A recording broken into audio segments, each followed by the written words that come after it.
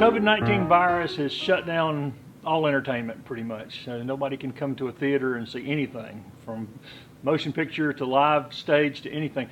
How has that had an impact on the Milltown players and what y'all are doing here?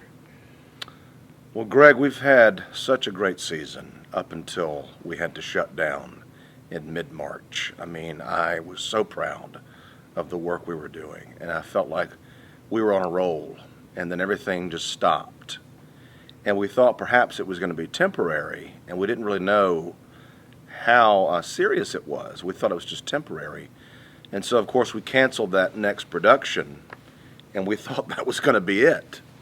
But now, of course, we've canceled the rest of our season. And we've also altered our next season and had to cancel some shows, our opening shows. And so now we're trying to open in mid-October to start rehearsing after Labor Day. And I'm hoping we can do that because I've got the best show with a dream cast. It is a Southern comedy, and I'm going to be torn up if I can't put that on. So basically, we are not doing anything for 7 months at all. And the difference between other businesses and our own is that we are not allowed to open. Because, to be honest, I specialize in bringing large groups of seniors together in small confined spaces, and that's the worst thing you can do right now. So there is no social distancing in the Pelzer Auditorium. It was built 100 years ago, and the aisles are small, the seats are small, the bathrooms are small, everything's small, and so we have a unique challenge to try and figure out how we're going to survive this.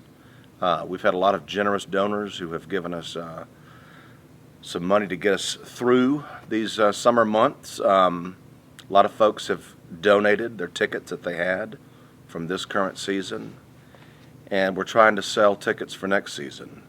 We've opened up all sales for every show next season, and so we're just trying to figure out how to tread water and not to drown in the deep end here. So the things that sort of make the Milltown Players Playhouse special, the intimacy, the small, the close to the stage, are the things that work against you in this virus. Correct. Remind people how many shows are in a normal season and how many you lost this year. Well, every season's a little bit different, but we tend to have 11 events altogether. We had to cancel Simple Man, which was a themed Southern rock concert. Our big classic summer musical was The Music Man. It's gone. Our June comedy was The Red Velvet Cake War, which we moved to October, which is the one I was referencing. And then we had 3 special events, which were, we have an Elvis impersonator from Honey a Path. We had a rockabilly band concert. And we had a Broadway cabaret, which has been an annual tradition. So all of that was wiped out. And then for next season, we were going to open with James and the Giant Peach, a youth show, followed by a mystery thriller, The Woman in Black, which we were planning on taking to our state competition. And now those 2 are gone as well. And so we've moved Red Velvet Cake War to the beginning of next season and kept everything else. So if I can do that, if this thing will just go down and go away, if we can find a vaccine, I don't know what to do. But I think we'll be okay. But if I have to cancel that one and the Christmas show and maybe the next show, I don't know how we're going to keep going. The Christmas show has almost become a local tradition in terms it of is. You have to add shows sometimes, it's so big. It's our biggest show. And this next season we've added Saturday matinees because they really want that. They've demanded that. So, I mean, we're still planning for these productions as if nothing's going to happen. We're, we have our cast for our first one. I'm directing it. I can't wait. I'm assembling production teams for the rest of the shows. But, seeing that Broadway's closed until January, and some theaters across the state have also chosen to do that, to say no shows in 2020. And feel sorry for the kids in the high schools too, because especially seniors who are going back and thinking they're going to have a big fall production, and who knows what's going to happen with that. Also colleges. You know, AU has a big production I was going to be working on with them for their set, and they're talking about what to do with that. Lost the summer theater. Yes, everything in the summer's gone. How about, that was the next question, how are the cast and crews that are normally involved in all this, how are they taking this? I mean, they have to be itching to do something. They are, and if, you know, I keep up with folks on social media, and they just miss it, you know. For me personally, this is the longest break I've had from a show in 17 years. And it is very weird. And we miss the stress of it even. I mean, you know, right now we would be gearing up for a giant summer musical. And it was going to be a huge hit. And I had the perfect cast. So hopefully we'll get to do that again in 2 years. We'll bring these shows back. Hopefully we'll be able to do that. But in the meantime, we are reorganizing, as you can see, all of our costumes and props, and we're doing some landscaping, and just doing some small things to try and make everything more streamlined and efficient for when we do open back up, hopefully this fall.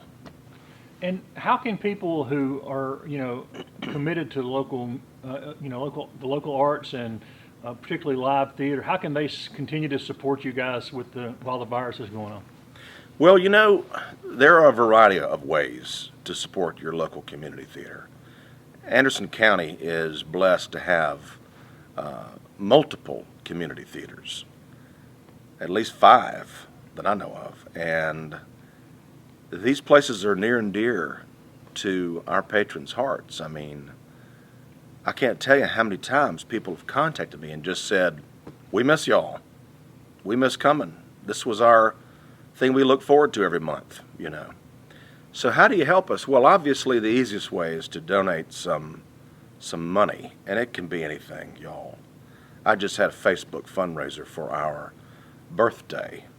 Milltown Players was started on July 1st, 6 years ago, and that was very successful.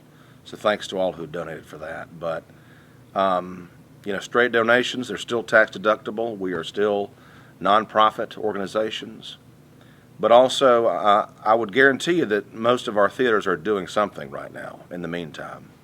A lot of them are trying to put online content out there. But, you know, like for us, we're taking advantage of this time to try and make our spaces better usable, more usable, and our shop, we're redoing our shop, we're tearing down some things in there, and so it might just be a matter of time. You know, I've got a friend of mine coming today who's going to help me reorganize costumes. I know a lot of folks have been cleaning out their homes, and if you've got things to donate, especially unique items, we always accept donations. Especially now's a great time because I know where it's going to be. I'm organizing it.